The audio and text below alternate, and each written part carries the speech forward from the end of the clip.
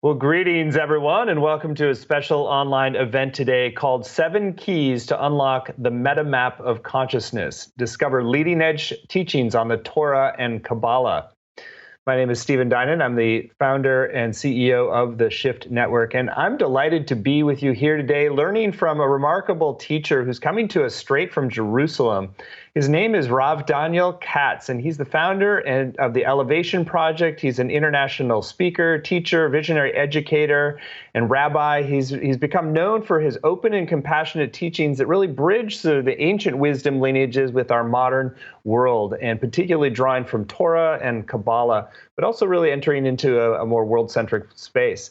So we're really delighted to have Rav Doniel here today with us, and welcome, Doniel. Thanks for coming. Thank you, Stephen. It's truly a pleasure and an honor to be here with you. I've looked a little over the wonderful things you're doing with the Shift Network, and I'm very impressed and very excited to work with your wonderful team, and also all these wonderful souls from around the world that sense with a deep sense of resonance, this opportunity of are drawn to inner work and inner seeking and exploring, within themselves and beyond themselves. And it's a pleasure and a blessing to join you all today. To fix an intent, there's an idea in Kabbalah, which is often said by our sages, Hakoil halech achahavash, that everything proceeds after the first moment, after the first intent. And when we fix an intent, it's not just an idea of giving context or giving some meaning to what is about to occur, but it actually has an energetic and spiritual transformational effect. It actually changes what will result, what can result.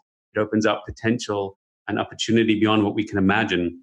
It's a channel. Fixing the intent is really a channel and an opening, because as a person desires to go, and the way that the person desires to go, says the Talmud, they are led. And the external world aligns with that. So to fix an intent together, people are busy. I'm sure everyone watching today is busy, and we all have things to do. So if you're coming here, there's obviously something you are looking for, yearning for on a practical level, on a deeper level. Sometimes we're aware of what we want. Sometimes we're not yet aware of what we want. But let us all come together. And as Stephen and I are sharing, the intent is that, as Shakespeare said, there is more in heaven and earth than is dreamt of in our philosophy. So may we be open, and may we be opened to hear truths, to hear depth, to hear something that's meaningful and speaks to us, that as much as we are seeking and yearning, and you can all fill in your mind right now in your own way, that which you most yearn for, that which you feel most blocked with. And if you fix onto that, and I fix onto that with you, then may I as a channel, and all of us together as a combined channel of will and combined channel of intent, be open to draw in exactly what we all need to hear and exactly what we all most need to receive. Amen. Beautiful. Well, it's really clear just from a few words, like the depth that you're coming from in your being. And so let's talk a little bit about your backstory and your history. So what brought you to really being a bridge builder from the ancient to the modern, and weaving these mystical teachings into a new context? Well, I'm glad we have a 5-hour session today to talk about that, Stephen. To be a bridge builder from the ancient to the modern, I definitely start on the modern side. I did not grow up looking like this. My parents didn't look like this. I was brought up actually in Australia, in a big city, Melbourne, Australia. I was actually a film and theater director and writer and sometimes actor. And I was always into meaning and depth. I was a spiritual seeker. And I spent a lot of time seeking. I did Buddhist ashrams, and I studied a lot of Hinduism and Sufism and all kind of isms. And as a lot of Jews seeking the world today, the last place I ever thought would have anything interesting to offer was my own backyard. When I was about 24, 25, I had, I don't know if this is the right forum, but a very intensive year of spiritual awakening and intensive, for lack of a better word, until we build the vocabulary together, supernatural experiences. And that really got me thinking about putting my film and theater career on hold. I was winning awards at the time. I just written my feature film script, and I just wanted to go to Hollywood like every other young filmmaker and make my visions come true. But there was a greater vision I was being compelled towards. And I ended up, when I was about 26, putting my career on hold, which is one of the biggest leap of faith in my life, and moving to Jerusalem, where I've been studying literally for 20 years now with some of the most amazing teachers and Kabbalists and mystics and masters in Jerusalem. And only in the last 10 plus years have I started begin teaching, because what I found over here was so deep and so rich. And I had enough understanding of Buddhism or Hinduism or Sufism or shamanism, all these things that I'd learned, that I was always kind of looking for. There's beautiful things in each one of those, and some lackings or frustrations or things I can never get past. And I was always felt that there's probably some system that would show me how to put them all together, or show me like what is the best, or how to make important distinctions between what's the value and what's not. And in the world of Kabbalah, which is like the soul of Torah, I found a system which I just thought was so profound in its depth and understanding. And ironically, it was the least which was available in the world.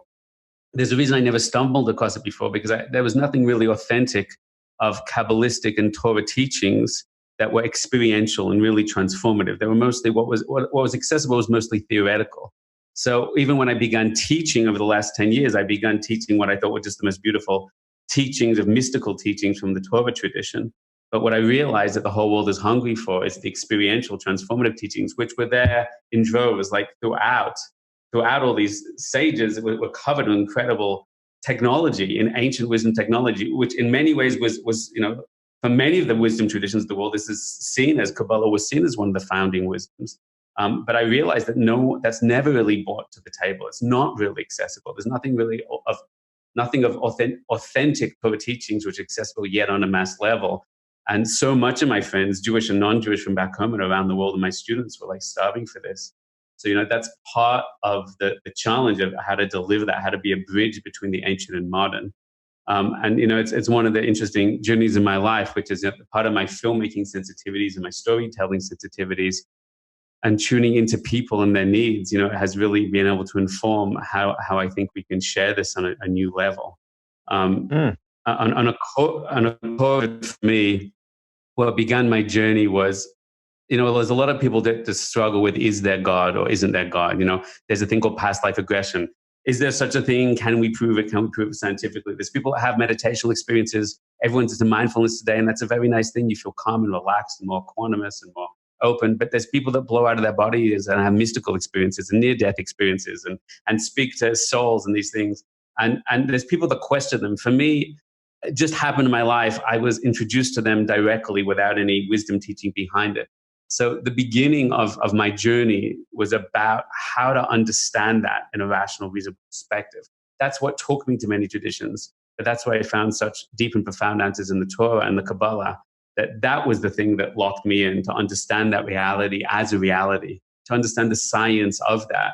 And then to I wouldn't call myself at all a master, but to master that as much as possible for myself, and then to build a bridge of that wisdom out into the world. That's a little bit of my journey, hyper generalized, but a little taste of some of where we've been on the trajectory for the last 20, 30 years. Well, it's a beautiful journey, and it kind of reminds me of, I think it was Carl Jung who said that we can't truly become whole until we've worked with our root tradition, or what we've grown out of. And there's a way in which coming back to Judaism with fresh eyes, like, really does open up new possibilities. So let's talk about the meta map. Stephen, can I say something? Can I say something on that? I don't want to cut the flow. This never gets spoken about. It's an interesting thing, because I think probably like you, we're universalists, right? And we like drawing from many different places. But I'm always struck that if a person follows a path, and we believe, if it's your belief that everything has a reason and everything has a purpose, and we try and tune into that, then I love seeing different paths. I love reading Jung. Jung loved reading Kabbalah, and he talks about it explicitly. But for me, there's something deep about, why was I born into Judaism? Why are people born into different paths? It's one thing to say, I leave my individual community and explore a greater truth. But then from a greater truth perspective, we can inverse the question, why was I born into a specific community, a specific path? And I found that being a fascinating question. There was a young, very talented filmmaker who I believe was originally from China, and he came to Israel to interview me for a documentary. And I was talking about finding my path through my own tradition and the value of my own tradition. And then we had this beautiful conversation. He said, he's quite disconnected from his own culture. but he's always being drawn to find it. And I think there's part of the universal natures. We want to see many beautiful things in the world, but there's a magic that I found of seeing those beautiful things, but saying, why was I, for example, Daniel Katz, born into my tradition? And what gift or resonance is there uniquely there for me that I can contribute back to the whole? And I find that an under-discussed but very fascinating subject within the world of spiritual seekers, especially in a modern age where there's so much diversity, even in your online network. But it interests me, like, why individuals should also pull back to their source tradition, because perhaps there's a gift that they can tap into uniquely to represent to the world.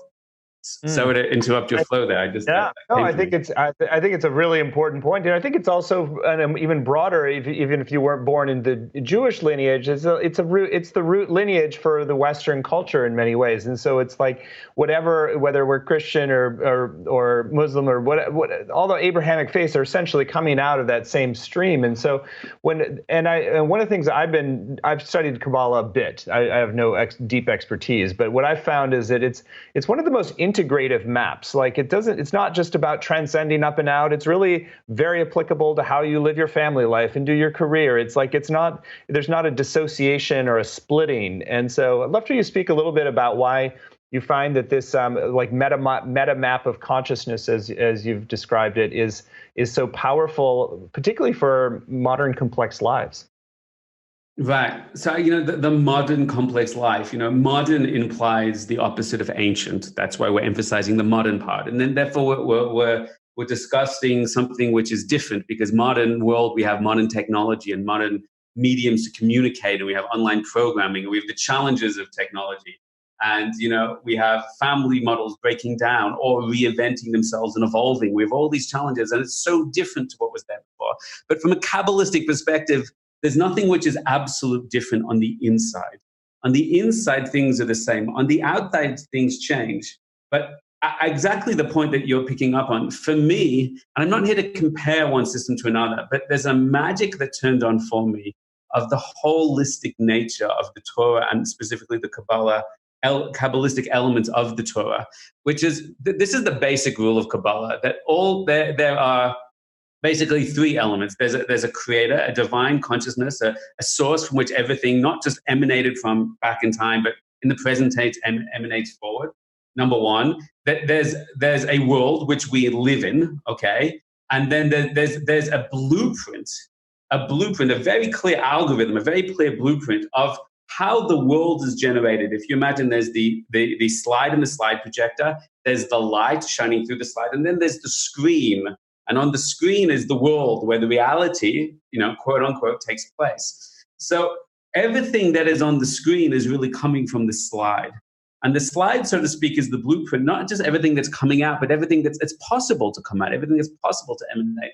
So in Kabbalah, this map is basically called the Sefirot, which are basically 10, and all these words now are very, not just technical, that they're very silly sounding words compared to what they actually mean on an experiential level of consciousness, on a level of energy once you enter into them and begin to experience them. But there's these 10 emanations, 10 Sefirot, which are basically the blueprint of the reality. And when you understand them, what you see is they manifest and reveal themselves in every possible dimension of reality. That means in every relationship, there's a model, a script that every relationship follows. And if you see it, you go, oh my gosh, that's the Sefirot. Every startup, every entrepreneur, they start their business, and you all think that my individual struggle about my business, I had it the hardest, I had to break through the best, and it was my own journey. But you could break down into 10 steps every single person's journey. Human consciousness, exactly what we're saying, fits exactly into the system. And once you get taught what these 10 things are and the interconnectivity between all of them, then you start to go, oh my gosh, the world is not chaotic. And the world is not new versus old. It's just the same pattern, which is projecting itself in many different ways. And that gives you a deep understanding and a deep context. But coming back to what you're saying, what it gives you is not just a deep sense of the pattern behind everything, but a deep sense, and I'm very, very cautious of this world in a spiritual way, a deep sense of control. It gives you the power in an authentic, healthy way, in a humble way, of how you can begin to transform all these systems and their challenges and turn them around. And the beauty of the system is the 10 steps go from the abstract to the intellectual to the emotional to the physical. It's into the transcendence, and it's always into integration of the transcendence into the immanence, into the physicality. It's into the spiritual experience. It's into being physically healthy. It's into food. It's into sexuality. Not only is it into sexuality and eating food, it's into understanding the mystical secrets of eating food and sexuality and money and all these elements. So it's so holistic because the number one rule of Kabbalah is Malach ha'aretz kavoidoi, that the whole world and everything within it is full of divine revelation. And that means there's nothing in the world that there's nothing in the world that doesn't exist that can't have a divine revelation in it. And that speaks not just about, the nature of humanity, but therefore it's not like the old world used to be holy and the new world is no longer holy. The new world of technology, the new world of the corporate structure, the new world of politics, of all the dynamics, relationships, dynamics shifting, it all has a truth. It all has a revelation. And when you can see where it fits into the system, then you realize what its purpose is, what its essence is, and what its destiny is, and therefore how to harness every energy in the world for good and for ultimate good and divinity.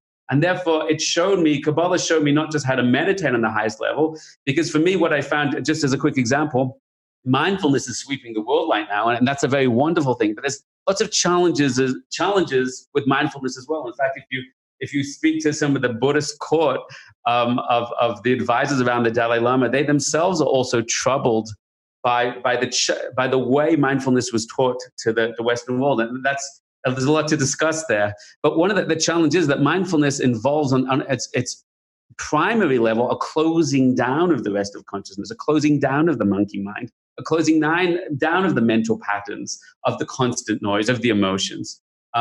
And one of the things Kabbalah says is, yes, Kabbalah teaches mindfulness, Torah teaches mindfulness literally for 2,500 years. And in our programs, our seminars around the world, we give over those teachings, and they're very profound. But another thing it does, in my Buddhist times in ashrams, they were always talking about closing off the monkey mind, and we have to eliminate the monkey mind. So Torah actually asks an amazing question: what is the purpose of the monkey mind? If Malach ha'aretz kavodo, if everything has a divine purpose and therefore a way to be used for good and harnessed for good and revelation, then there's something that the human being cannot do in an optimal level unless they also use the monkey mind.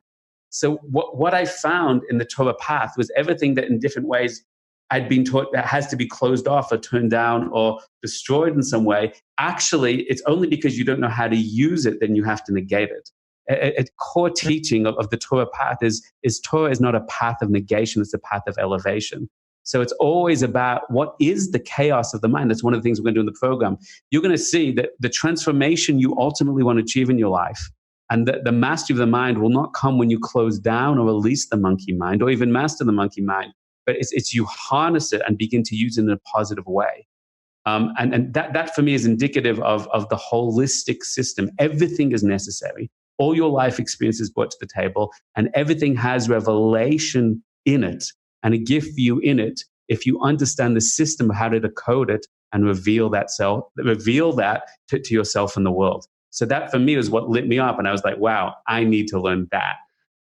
Well, Rev Doniel, what a beautiful set of reflections. And it really just brings home that we're not here to transcend the world, but to uplift the world, to elevate it in the language you said. It's such a beautiful way to also see the holiness and the sacredness in all aspects of our life, rather than splitting, thinking some things are bad and some things are good. That each thing has redemptive potential in it and a higher spiritual purpose. I think that's such a profound message. So how does that then translate into this map? So I know we probably don't have time to go into all the different sephirot and the 10 different qualities in each, but just kind of give us a general heuristic of this meta map of consciousness and how we can begin to use it.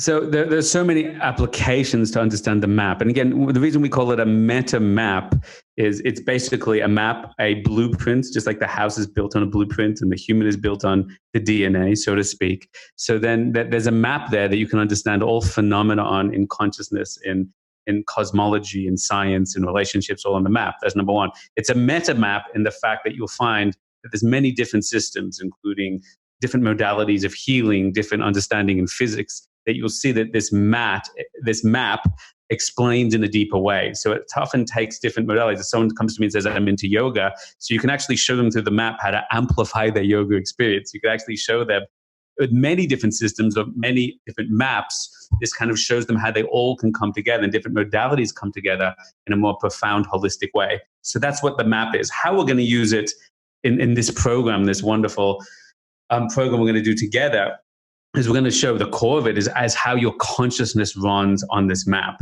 And that means all phenomena in human consciousness, from the highest level spiritual experiences that a person may have achieved in their life to the normal, mastery we need to using our intellect, to increasing our concentration, our motivation, using imagination, creating and generating new ideas, to emotional control, to how to feel love when you need to increase your love in a relationship, how to feel compassion, how to create clear boundaries for yourself emotionally, into physical healing, and of course emotional, when a person has emotional blocks and issues. All those things are perfectly clarified, understood, and mastered through the map in a way that, from my own experience, I've seen to be more powerfully, more rapidly than any other system I've seen. I'm not a used car salesman. I'm not trying to sell something. Just from my own exploration, I was amazed at when you understand this map, how fast and how deeply it opens up a person to their own full capacity. More than a single meditation technique, more than a single emotional healing technique.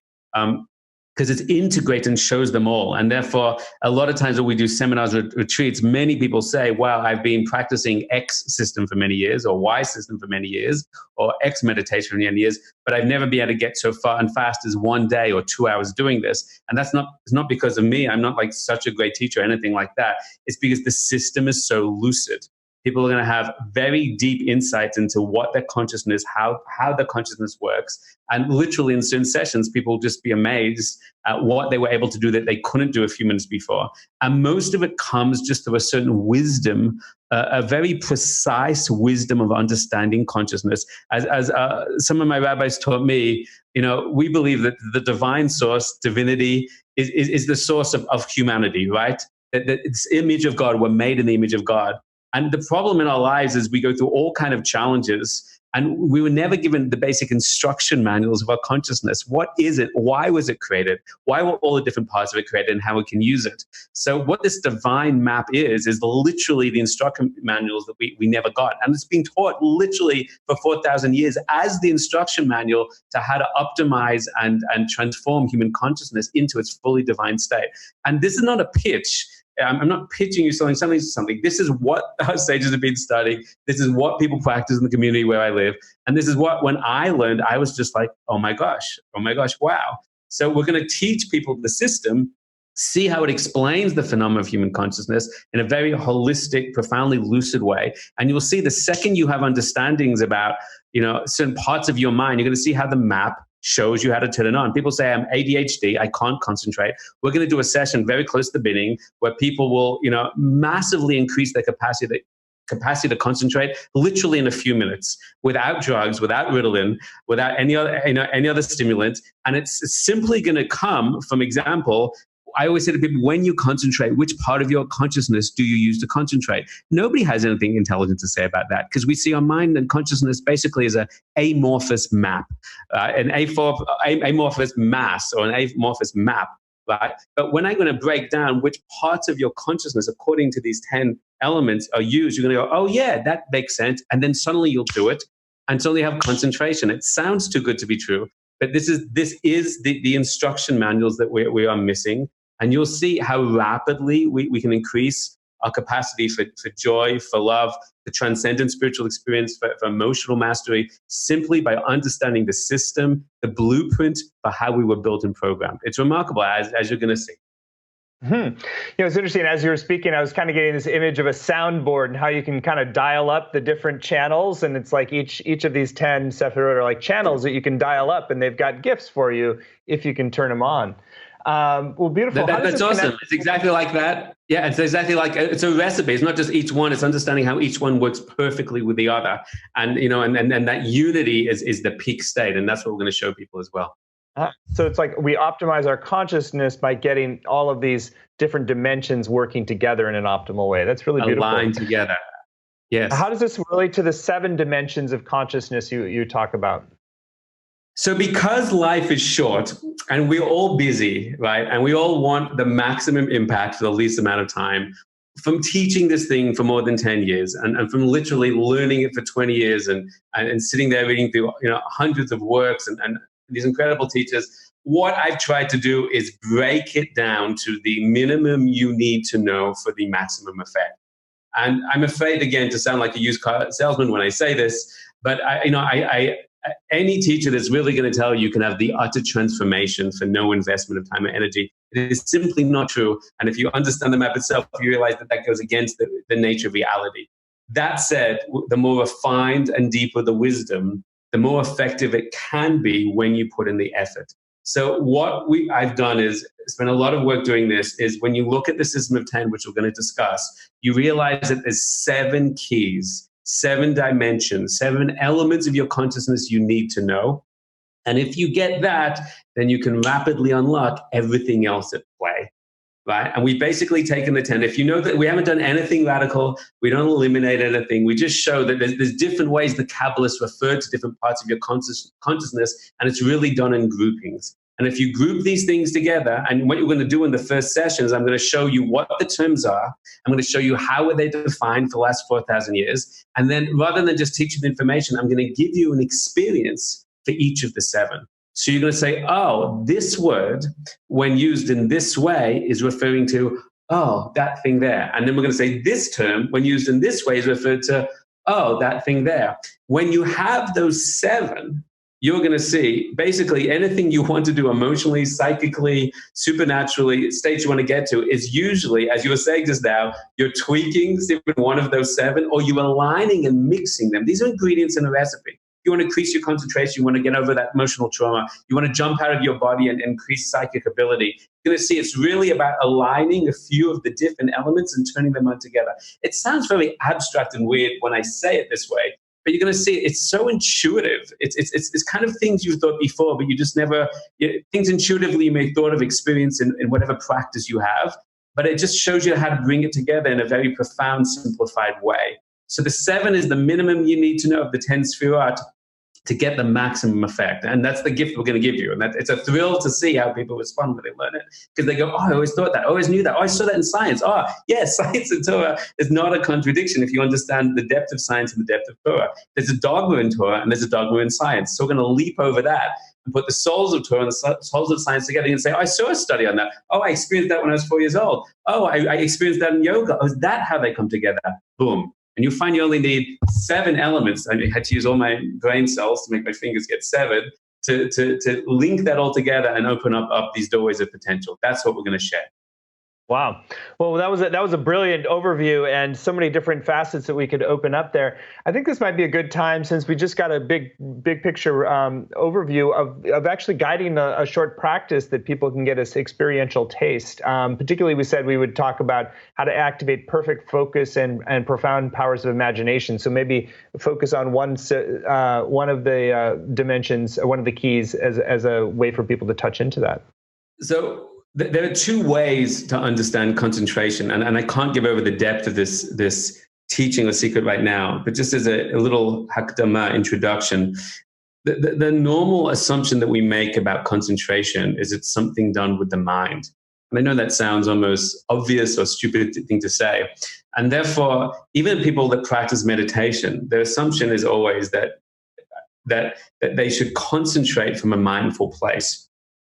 And there is actually deep contradictions in that, because mindfulness and concentration can in some senses be opposites. Of course, in this generation, mindfulness has many different dimensions, and it's usually expanding each year of what it can be used for. But the primary teaching, which is to watch your thoughts until they dissipate, so you can enter into this still open field of consciousness, that's the opposite to some degree of choosing to enter into information or choosing to enter into thought and then riding that wave in a focused, consistent, coherent manner.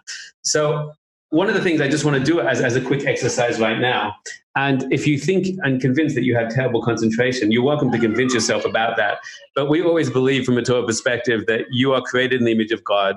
and God is perfect, and therefore you are perfect, and there's nothing wrong with you, and you are fine. Now, if you're willing to get over that right now, then we could step into a new way to perceive things. And we're just going to do it in a superficial way right now.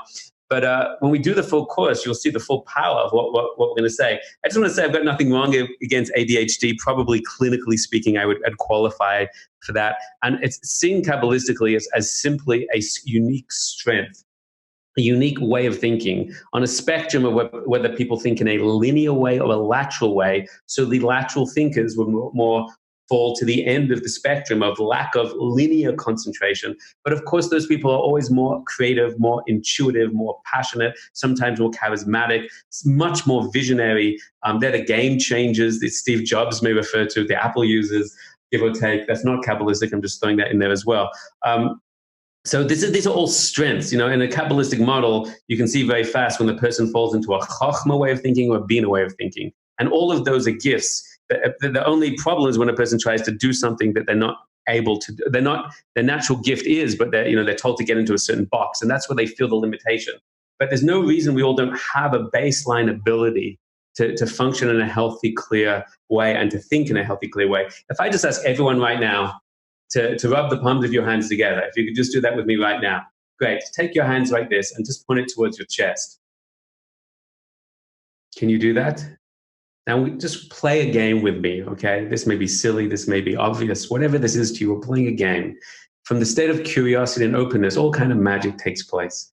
So we're just doing something very little, literally for 2 minutes right now. I just want you to choose right now to connect to me, soul to soul. As I choose right now, connect you soul to soul. Therefore, whatever difference we have between us is only on the outside. And on the inside, where we're choosing to connect is about the unity, the connection that we have, the commonality that we have, the depth of our life experience and the depth of our conscious awareness. And as you do that right now, I want you just to choose to connect, not just me to you, but to everybody else watching this, the people you know, the people you don't know, not just right now in the present, but in the future, in the past. We have the power called his kashrut, his kashrus, it's called in Hebrew.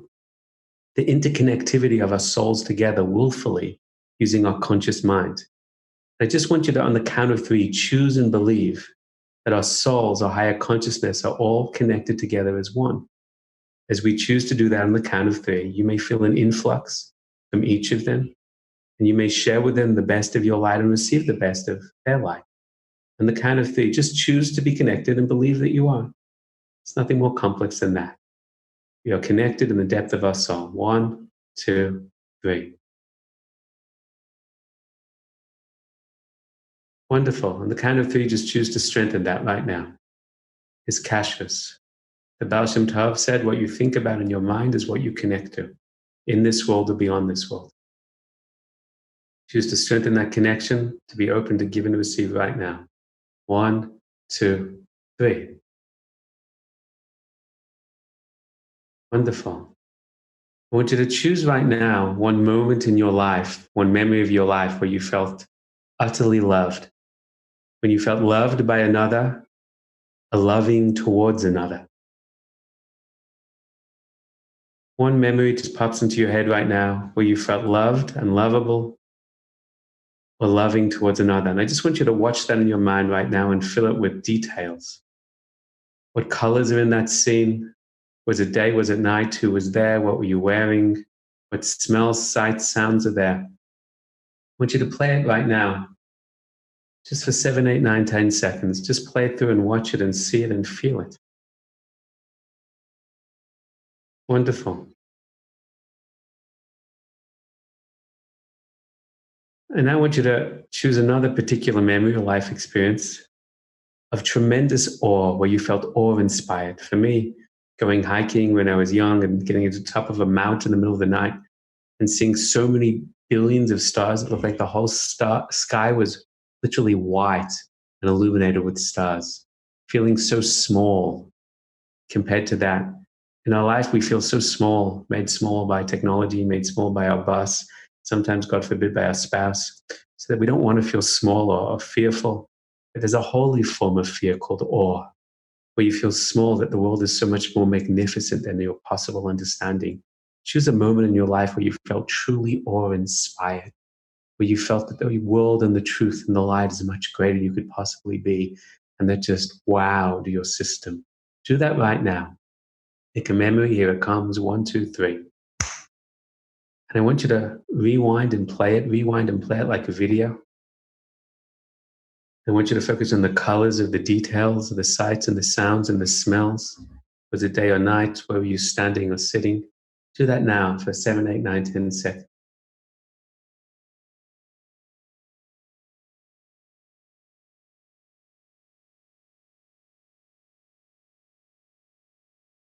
Wonderful. I want you to go back to the image of love right now, the memory of love.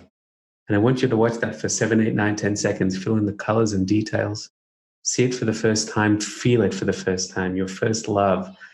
That moment of experiencing of true love right now. And then at the end of that, I want you to jump over to the awe, and I want you to watch and see it again. I want you to go back to the love, 10 seconds, the awe, 10 seconds, the love, 10 seconds, the awe, 10 seconds.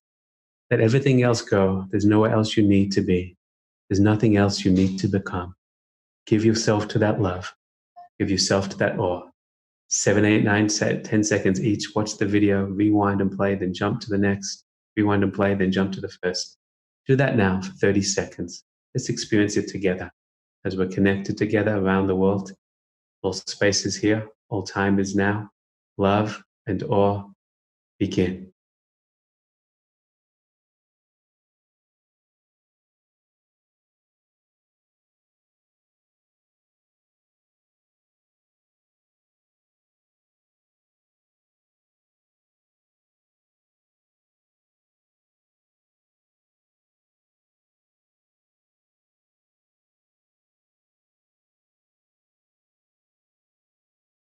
Keep going. Love all the details of the colors, the look in their eyes, their touch, or how incredible it was, how expansive it was, how small we feel, and that's okay. That's okay. Back and forward.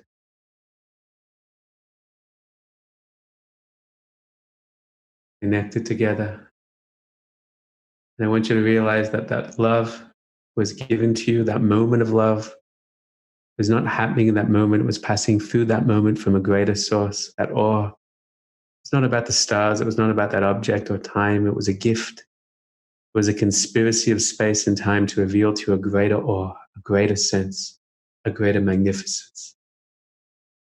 Be aware that all of that goes back much deeper and higher as a gift to you from your Creator, from the infinite divine source, that you would know the divine's infinite love, that you would know the divine's infinite greatness, and be open to the humility of awe and the expansiveness of love.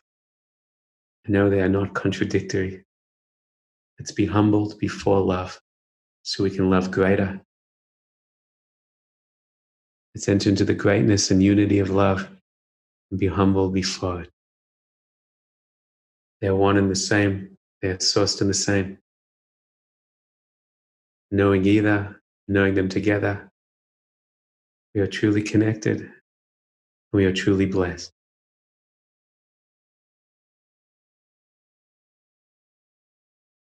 Wonderful.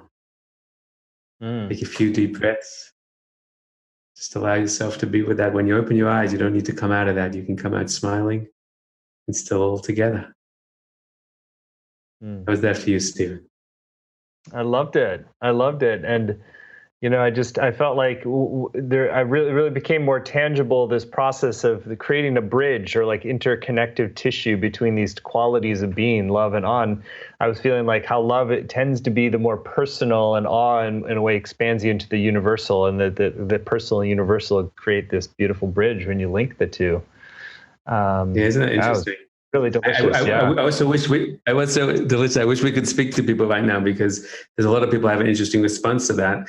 But vis-a-vis concentration, a lot of people that often can't concentrate on mindfulness may suddenly find that they're able to do that technique and open up deeper. By the way, if you try a mindfulness technique immediately after doing that, you'll find suddenly if you couldn't do the mindfulness, suddenly people say, wow, I could be in a mindful state much faster. And I'm not explaining to you the technology yet, the map of what I did in your consciousness.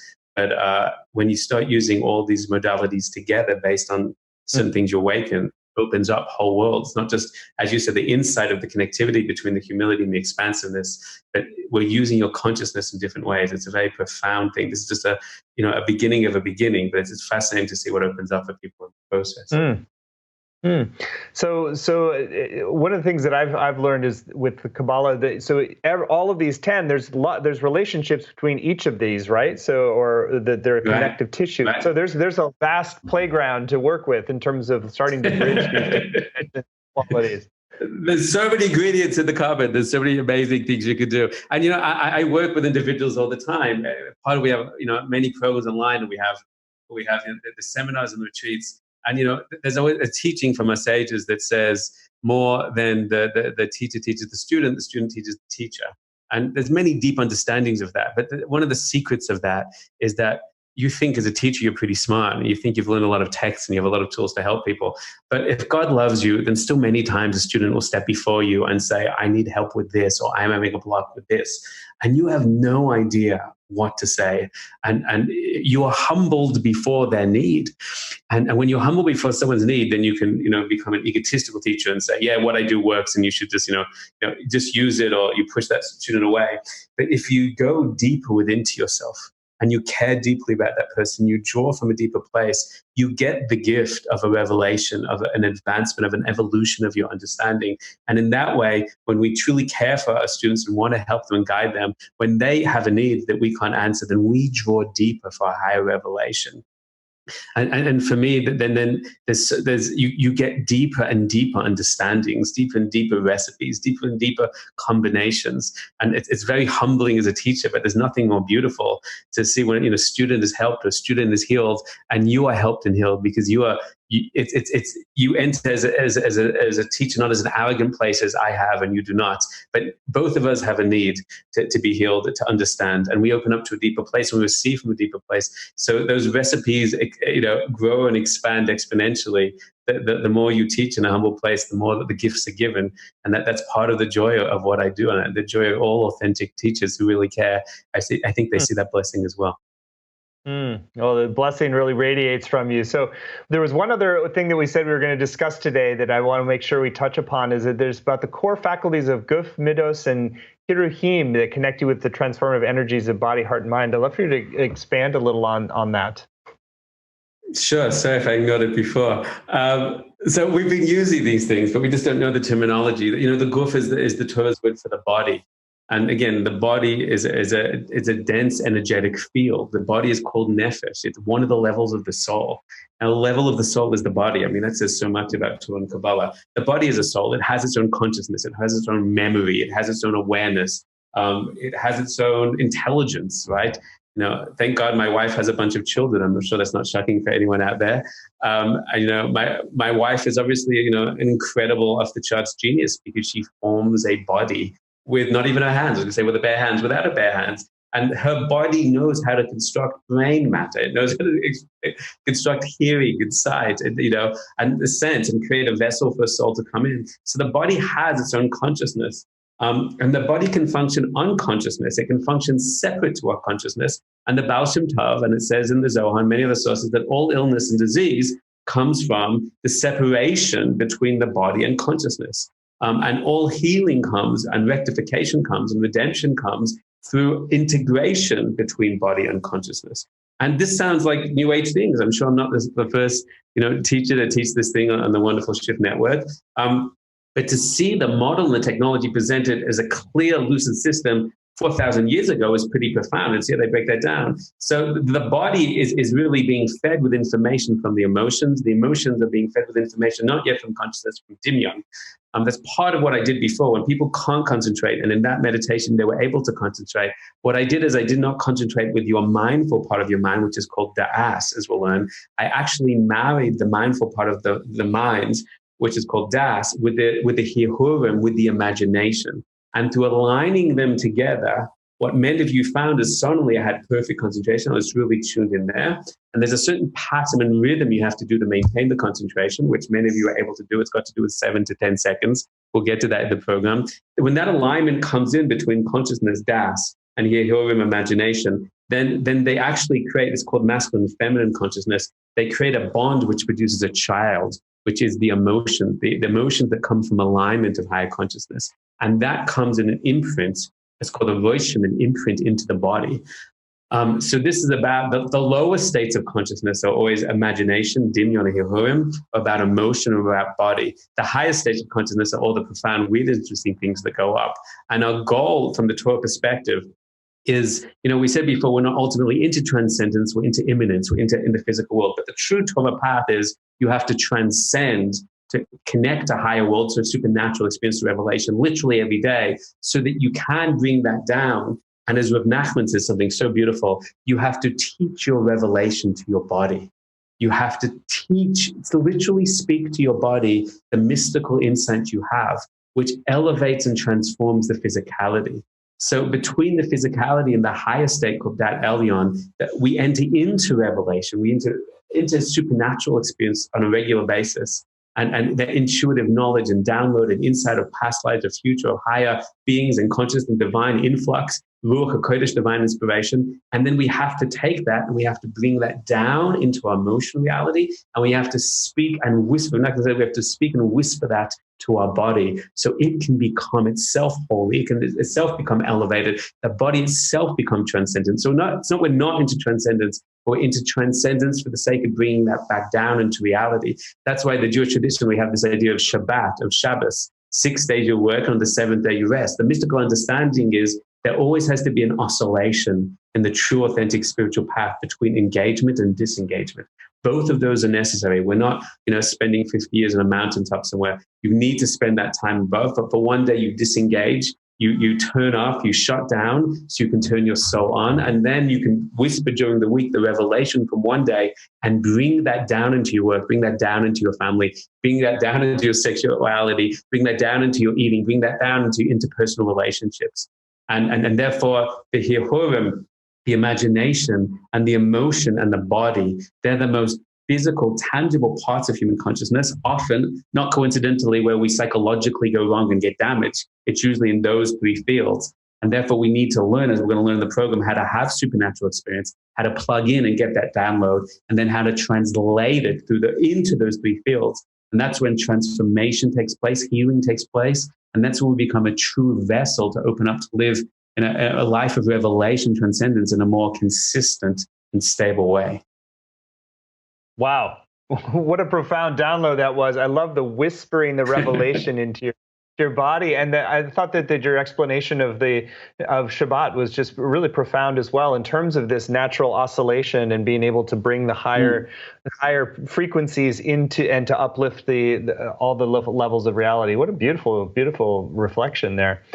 There's so much I can learn from you. And so I want to spend some time now talking more explicitly about your upcoming program, because this really is the opportunity to learn from Rav Doniel in a much deeper way. All that he is, this deep root system of Kabbalah and Torah that he's been drawing from, not just for Jews, but really for this kind of all of us around the world to realize the profound mystical inheritance that is available for all of us to draw from, called the divine map of human consciousness, unleashing the full capacity of your mind through the hidden wisdom of the Kabbalistic tradition.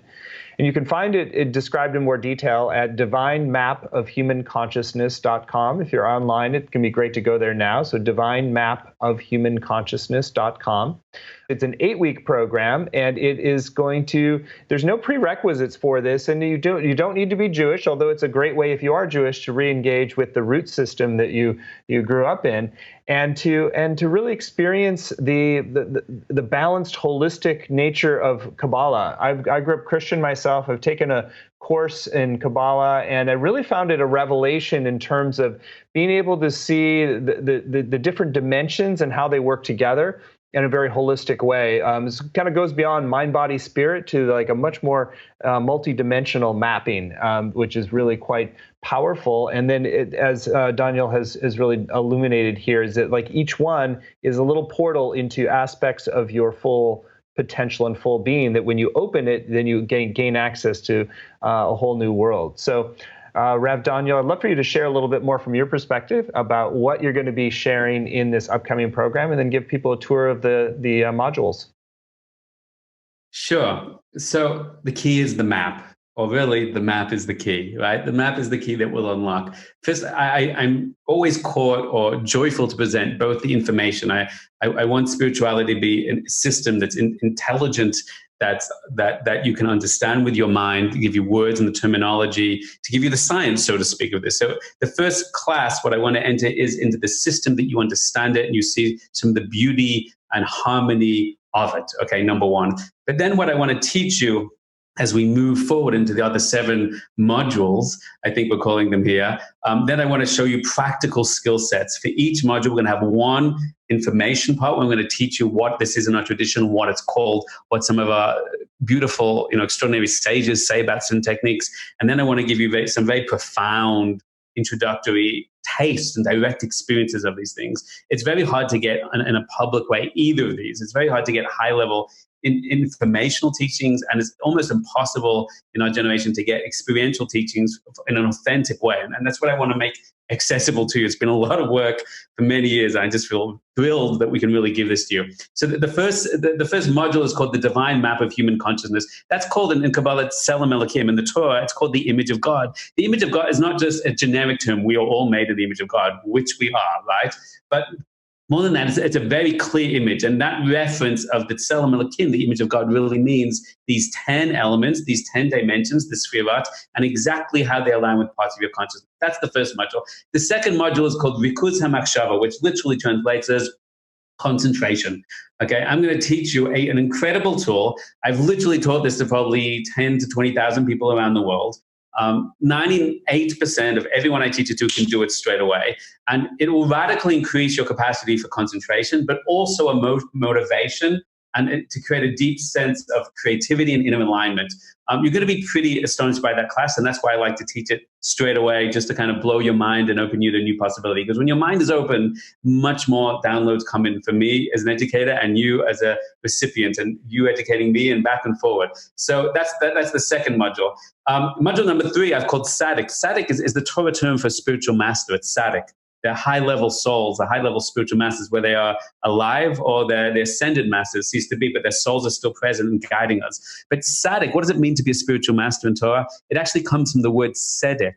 So tzaddik means a spiritual master, but the word tzedek means alignment. It means that their soul, their mind, their heart, and their body are aligned in every movement, in every moment. So there are techniques to create that deep sense of alignment, and we're going to build on the technique of concentration to show you how any idea that you think about or any emotion you want to enter into, you can create a very profound, deep resonance, really in a couple of minutes to enter into that. And through that, you actually begin to receive direct downloads because you are an antenna, a receiver in essence, as a human being. And when we align our being and all the dimensions together of this tree of life, of the Tselem Elokim, of the image of God, then you find that you receive profound downloads very, very fast. And I want to get you there very fast rather than build up to it slowly at the end of the program. So this idea of tzaddik, master, means an aligned being. And I'm going to show you a very beautiful technique to enter into that. Module number 4, I was going to say get myself in trouble. I'm not trying to sound naughty or I'm going to teach things that isn't really taught traditionally publicly, but the time has come for our generation to learn this. There's a particular map called the Merkava. The way this map is written out by the Rashab, by the Rashash, one of the great Kabbalists, is there's a certain map of divine names that when a person looks at and concentrates on in the right mindset, they get a tremendous download of energy. And I've started to teach this publicly. And a lot of people that are very blocked in other meditations or very blocked in emotional trauma or anything, they get a very powerful immediate download when they do this. And it actually involves using your hands. Energy healing using hands is sourced deeply in the Torah, as we'll learn a little together. And for halachic legal sources and Kabbalistic Hasidic sources, all use hands. So I'm going to teach you, I'm going to show you some divine names and how they work. We're going to have a lot of respect to use them. I'm going to ask you to do me a favor and have a lot of respect for them when you look at them, to think clear, pure thoughts to do that. But you'll find there's incredible energetic influx from that. I'm going to teach you how to bring that down to your body, complete system, and some very profound results and insight come from that. Module number 5 is the Vekas. The Vekas is the Torah commandment. People think commandments are boring and religious. One of the commandments is to enter into a mystical a supernatural state of super consciousness and maintain that throughout your life. The main book of Torah law begins with that as the first commandment, the first mitzvah is to live in a state of devekut, of connection and higher consciousness. It's strange to me that sometimes religious people don't even know that, but that is suggested by our sages. I'm going to teach you basic level techniques, which most of you will be able to, in a few minutes, access deeper levels of consciousness using our map and using it as a springboard to get to higher states. Module number 6 is kashrus. We have a supernatural, crazy ability. Some of us just experienced a little that you are wherever your thoughts are, as the Baal Shem Tov said. We're going to find by picking very specific people throughout history of spiritual masters, holy places in the world, highest places in the spiritual world, particular people we want to connect with by putting our mind with them, or on things or objects of nature, etc. In a specific way, you can receive energetic influxes from that, get downloads from them, and also influence them with your mind. That's a little out there for some people, but you will experience in that session very profound things. And that is a normal part, not just of Kabbalah, not just of Torah, but of daily Torah ritual. Has the idea that what you put your mind on, you get an energetic influx from, and you can influence. We'll explore that together. And module number 7 is Ishtavas. Ishtavas means equanimity. A core teaching is when you know how to access the Vekas, higher consciousness, higher light, the sense of divinity, that you will find that is not, according to Torah, a meditation to do on an online program, in an ashram, on a retreat. Even I teach the elevation program, an elevation retreat. Dvekas, high consciousness, is something you can learn to maintain and practice on a daily level. Listen, I'm not going to teach you to master everything in 8 sessions, but you will, most of you, I believe all of you will actually experience each of these profoundly, not in a 10-day retreat, but really in 8 sessions. We've done this many times for thousands of people around the world. It's not going to be different from you. So this is the beauty. You're going to experience what it's like to walk around your room, walk around the house, and experience divinity in different things, and learn to get the feeling of a dual awareness. You can have divine consciousness, and you can be aware of the physical world and speech. And the Baal Shem Tov gives tips of how to maintain the two. We're going to give you all a little taste of what that can be like. Finally, module number 8.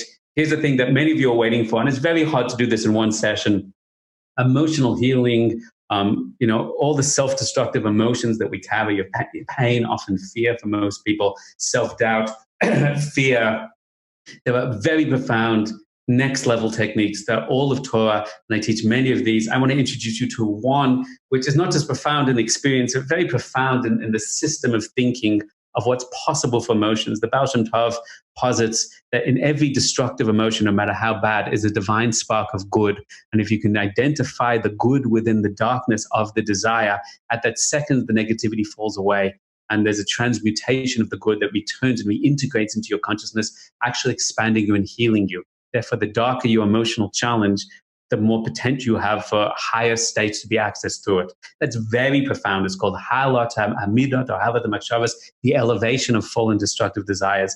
That's a little overview. I'm not going to teach you how to master the system, but you will be amazed to understand what the system opens up in theory for you, in your understanding of self and your understanding of reality. And I promise you'll be amazed by what a little understanding does in theory, opens up on an experiential level in your life, in your relationships, professionally, personally, on many different levels. And that's part of the wonderful journey and ride we're going to go on together. Stephen? Well, that was awesome, Doniel. There was there was a little mini teaching transmission in each of your descriptions of the modules. So much more to come. So again, you can find all the details at Divine Map of Human Consciousness. Again, it's divinemapofhumanconsciousness.com. And so there's a video-based program. I'll say a little bit more about it here. You've got videos, you've got audio recordings, you've got transcripts, you've got class sessions with live Q&A, you've got breakout groups, you've got a Facebook group, a lot of different things to support you in your journey of transformation through this program. Course is going to start on July 24th, run on Wednesdays at noon Pacific time, and also have a number of extra bonuses that you can get more detail on the page. One is the Divine Map of Human Consciousness, which is a live intensive experiential follow-up session with Rav Doniel. There's also a live Q&A session with him that's a bonus, and a bonus package of charts and handouts to accompany the course. And there's also a really big bonus that's available for early registration when you sign up right away tonight by midnight. This is, we'd like to do this as an encouragement for while you're here in the field and you've started to get a feeling for this, like to make a decision. And you make a decision to move forward, then you get the Elevation Foundation series, the 9 mechanisms of consciousness behind humanity's most potent spiritual experience. This is actually an 8-part video series. Wow.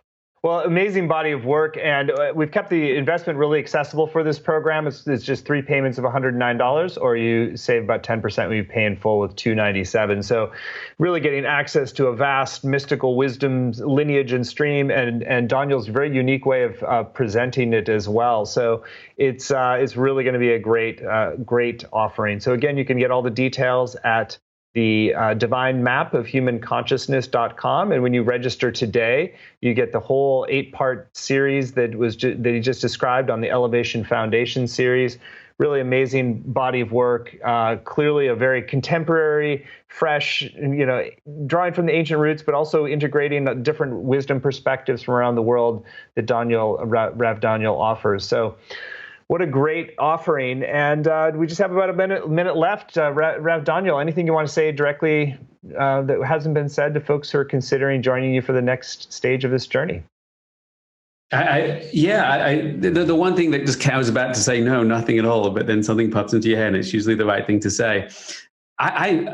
There's not so much Torah Judaism out there in this field. When I look at the kind of platform that you've created, things like that, it's not so represented. And I'm cautious and skeptical and curious to whether people could open up to explore this path and how people would perceive this path, whether it's seen as dogma and religious, which I totally know because that's what I thought when I started hanging around these people, whether people sense that there could be a little magic here and a little depth here, a little road less traveled down.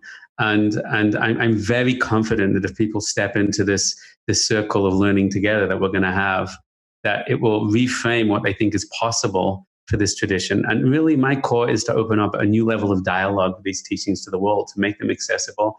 And people may have certain assumptions, like it's just religious stuff that's not deep or that's superficial. And I totally get where that comes from. But I think if people can allow their curiosity to lead and sense a little what's going on here, I think if people cross the threshold and come into the circle to learn together, I think we're going to have a very profound experience. It's going to transform a lot of their misconceptions and open up whole new possibilities. So I'm thrilled at the opportunity, and I'm looking forward to learning with every single one of you, and to be continued. Beautiful. Well, I just have been so enjoying learning from you and getting to know you, and really appreciating the deep mystical and embodied way in which you're bringing forward this body of teachings and work. So thank you, Rav Doniel, for joining us here today. Thank you all for joining, and let's go forth a little more whole, a little more connected to all the dimensions of ourself. And if you're called to go on the next step on this journey with Rav Doniel, you're warmly welcome, and I know you'll be blessed. You can do so at divinemapofhumanconsciousness.com, and you get the special 6-part or 8-part series, Elevation Foundation series, when you sign up today. So many blessings and onwards.